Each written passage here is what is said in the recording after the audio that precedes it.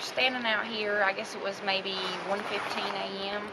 and we were going to take a walk, but we decided not to. So we came back in the apartment, and I would say a minute and a half, 2 minutes after we got back in, we heard a loud crash. It was probably 5 to 7 seconds long, and we didn't know what it was, so we waited for a second, and then we looked out the window, and all we could see was just dust. You couldn't see anything.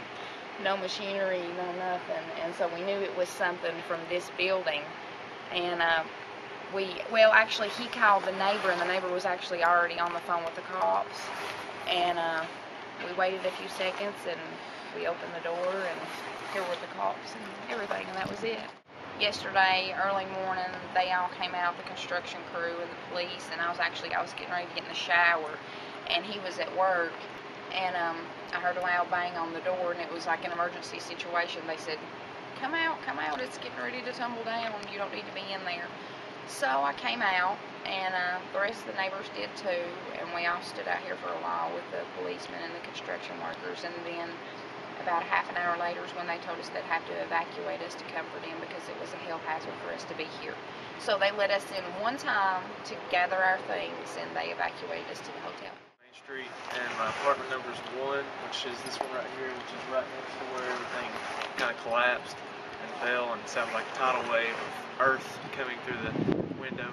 It's a wonder it didn't. And there was actually a guy's car parked right here, and those bricks came about half an inch from actually hitting his car. And so, yeah, it was pretty crazy, the whole event. It's not one I'd like to relive.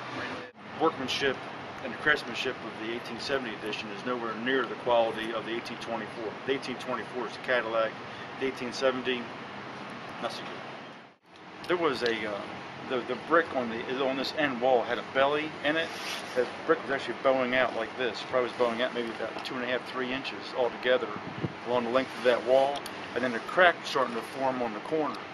So it means that wall was starting to separate and come apart. These walls were 4 bricks thick, but since this was poor construction in the main part, there's very few tie bricks in it. So once that started pulling out, that little bit of vibration, whatever it took, just made that brick pull out a little bit more, and then the rest of the whole wall just came down when it did. There was nothing to hold it up anymore.